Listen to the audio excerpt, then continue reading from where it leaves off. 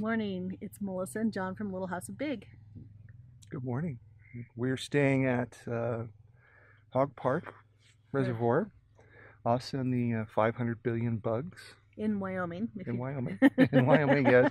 And the dogs, of And the course. dogs. And of course. We just thought we'd give you our thoughts on this campground, and we apologize for the sharp sun. It's about 9 o'clock here, and on our last day, we spent 4 nights here, and thought we'd just give a quick rundown of pros and cons of Hog Park Campground on Hog Park Reservoir in Wyoming. First, the pros. It's beautiful. Oh my gosh. The sunsets are to die for. The lake is gorgeous. It's absolutely stunning, especially in the morning. It's almost glass smooth, and so the reflections are just they're amazing, and it's beautiful just to sit out with a cup of coffee or a cup of hot tea and enjoy the scenery in the morning. We drove over to the other side, which is a day use only, and it was so pretty over there. So if you have a chance to come up here, make sure you hit the other side of it too.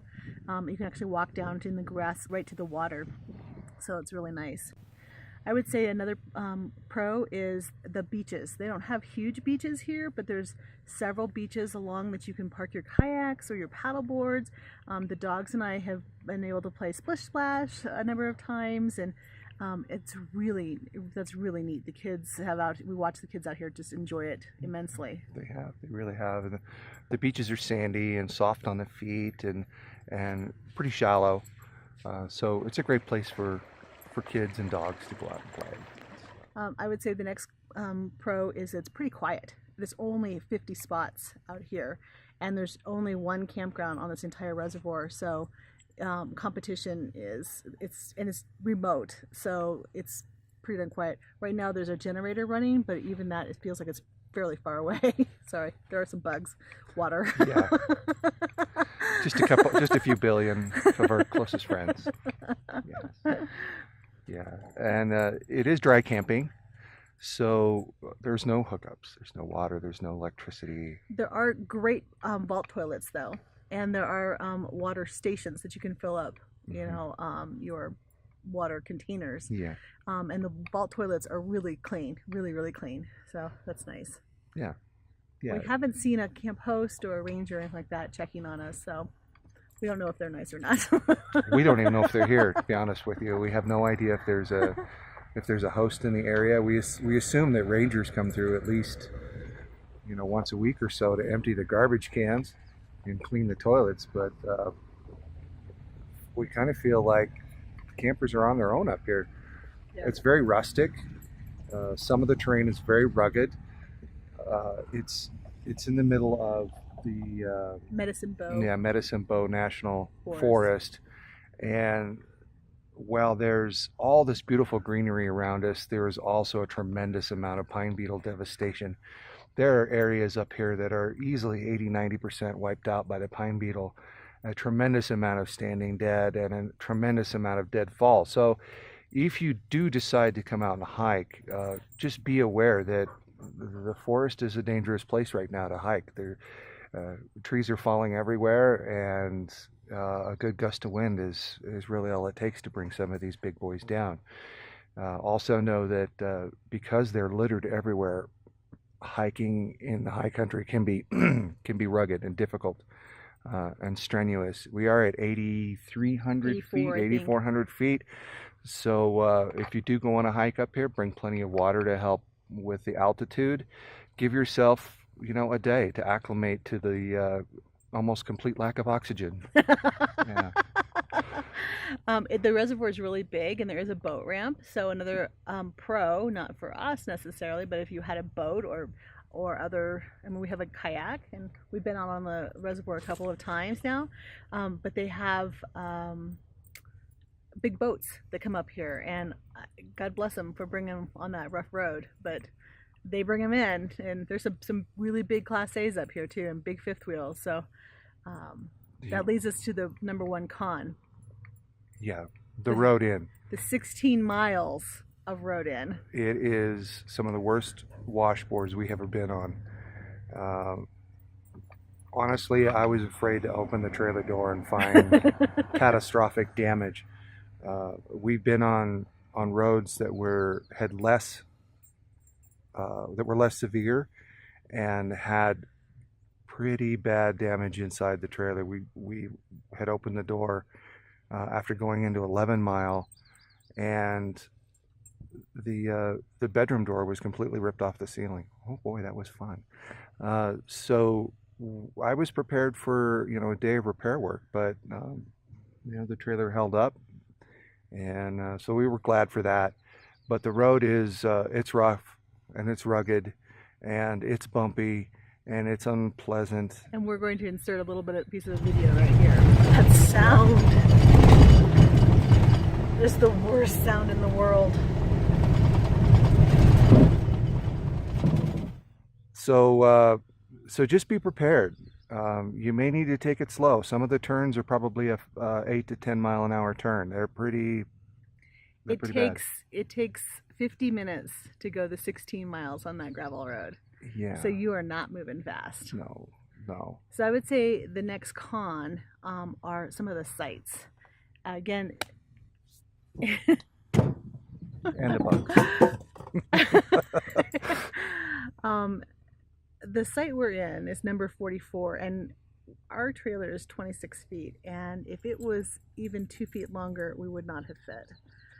As it is, we pulled up short on it because the driveway has been built up, and so stepping out of the trailer it's very crowned. It's a long step that down. first step.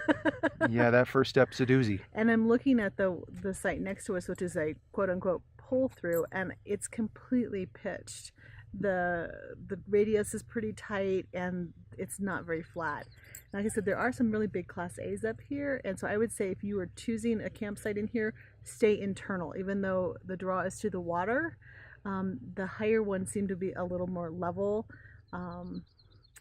but the campsites are not groomed in any way. There's a fire ring, there's a picnic bench, but that's about it. And the fire rings look like they have not been emptied in several weeks. So, just keep that in mind. Like I say, I think we're pretty much on our own up here. Yeah. And they have logged the campground, so there are no big trees. There is no shade. And no, it was not supposed to get above the mid 70s the whole time we were here, but sunshine, direct sunshine at 8,400 feet is hot. Our camper got very warm. Yeah. So we were playing pull the shades on this side, pull the shades on that side. So just be aware that it's beautiful, but it is rugged. And it is a campground that you pay for, but that's one of the pros. Yeah, whole $10 a night. It's a bargain. It's worth it, but there's a reason for that. Yeah. And there's not much around here to go, to go check out as far as history and things. The closest town is Encampment, which is awesome, by the way. Yeah, it's a neat little town, and they have a musical park. Yeah, this little coffee antique shop there has really done it up nicely with it. They have a 3 or 4 slot RV park, but it has water. And a dump station right there, and it's for donation and an electric hookup. They've advertised it. It's, you can have a 3-night stay in Encampment. I think it's awesome that they're offering that. We're going to plan on using that, pulling out, and give a donation for it. And they have a cell tower. They do have a cell tower, yes. Right in the middle of town. Yes, there is absolutely nothing. Yeah, nothing up here. Music, dump station, clean water, cell tower. Score! Encampment for the win. Yes. And a coffee shop. And I'll put coffee in quotes. Well, it's coffee. It's coffee. It's coffee. There's no steam milk. No. If you're looking for an espresso bar, that's not it. But they do have what looks like a pretty amazing pizza place. We might have to check that out. Yeah. So, out of our enjoyment, we've loved our stay here. It's absolutely beautiful. It's been nice to be unplugged, but you are definitely out here, and if you can handle a rough 16 miles of a rough road, I would highly, highly recommend Hog Park Reservoir and Hog Park Campground. Yes, I don't know if I'd do it for a weekend, No, just to it's do too the far road. for us. It was 6 hours for us to get up here. Yeah, and it felt like 6 hours and then 2 days on the gravel road. Yeah. But because of the road, I don't know that I would do it for a weekend. To come up for for several days or a week, the road is bearable. I think there's enough time passes between the time you arrive and the time you leave to forget how painful it was coming in. Yeah, and honestly, once you get here, it's amazing. We woke up the first morning and all of the stress of that road and trying to get parked in between stumps and the driveway and all of that, which is unusual for us to have angst over all that stuff, just melted away with this gorgeous, gorgeous view. So I would highly recommend it. How about you? Oh yeah. All right. I'd give it 5 stars. I would give it 4. Enjoy. Have a great day. Coffee up.